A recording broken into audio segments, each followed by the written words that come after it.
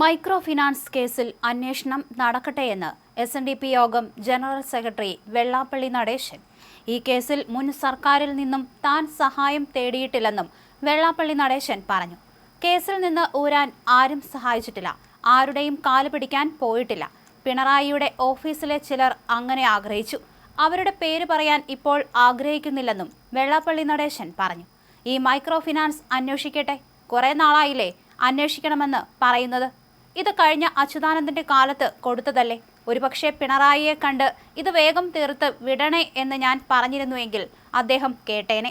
ഞാൻ പോയിട്ടില്ല. ഇതുമായി ബന്ധപ്പെട്ട കാര്യത്തിൽ ഞാൻ നിഷ്കളങ്കനാണ്.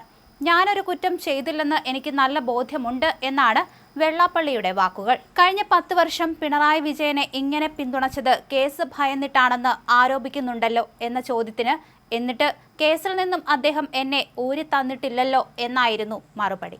പിണറായിയോട് ഇതേവരെ ഈ വിഷയത്തിൽ നിന്നും ഊരിത്തരാൻ വേണ്ടി പറയാൻ പോയിട്ടില്ല. അത് പറയുന്ന പ്രശ്നമില്ല. കാരണം ഞാൻ കുറ്റം ചെയ്തിട്ടില്ല. പിന്നെന്തിനാണ് ഞാൻ ഇവരുടെ എല്ലാം കാല് പിടിക്കാൻ പോകുന്നത്? വെള്ളാപ്പള്ളി ചോദിച്ചു. അതേസമയം SNDP യോഗം ജനറൽ സെക്രട്ടറി വെള്ളാപ്പള്ളി നടേശന്റെ പേരിലുള്ള കേസുകളിൽ സർക്കാരിന്റെ നിലപാട് നിർണായകമായ ഘട്ടത്തിലാണ്. മൈക്രോ ഫിനാൻസ് തട്ടിപ്പു കേസിൽ ആദ്യ കുറ്റപത്രം സമർപ്പിക്കാൻ വിജിലൻസ് ഡയറക്ടർ അംഗീകാരം നൽകിയിട്ടുണ്ട്. മുൻ മുഖ്യമന്ത്രി VS അച്യുതാനന്ദൻ 2016 നൽകിയ പരാതിയിൽ 124 ഇടപാടുകളിലാണ് അന്വേഷണം. ഇതിൽ വയനാട്ടിലെ കേസിന്റെ കാര്യത്തിൽ മാത്രമാണ് കുറ്റപത്രം തയ്യാറായിട്ടുള്ളത്. ഇതിനൊപ്പം മൈക്രോ ഫിനാൻസ് സംസ്ഥാന കോർഡിനേറ്റർ KK മഹേശൻ ആത്മഹത്യ ചെയ്ത സംഭവത്തിലും അന്വേഷണം വേണമെന്ന് ചൂണ്ടിക്കാണിച്ച് VM സുധീരൻ സർക്കാരിന് കത്തു നൽകിയിട്ടുണ്ട്. ഇതിൽ സർക്കാർ സ്വീകരിക്കുന്ന നിലപാടും പ്രധാനമാണ്.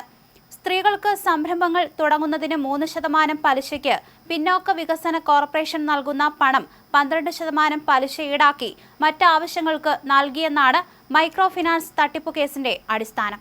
അന്വേഷണം കാര്യമായി മുന്നോട്ട് കൊണ്ടുപോകാൻ പിണറായി സർക്കാരിന്റെ കാലത്ത് തയ്യാറായിരുന്നില്ല. ഇതോടെ അന്വേഷണത്തിന്റെ മേൽനോട്ടം ഹൈക്കോടതി നിരീക്ഷണത്തിലായി. 32 പേജുള്ള ആത്മഹത്യാക്കുറിപ്പ് തയ്യാറാക്കിയ ശേഷമാണ് മഹേശൻ ആത്മഹത്യ ചെയ്തത്. മരണത്തിൽ മഹേശന്റെ ഭാര്യ ഉന്നയിക്കുന്ന കാര്യങ്ങൾ ചൂണ്ടിക്കാണിച്ചാണ് സുധീരൻ മുഖ്യമന്ത്രിക്കും ആഭ്യന്തരമന്ത്രിക്കും കത്തു നൽകിയത്.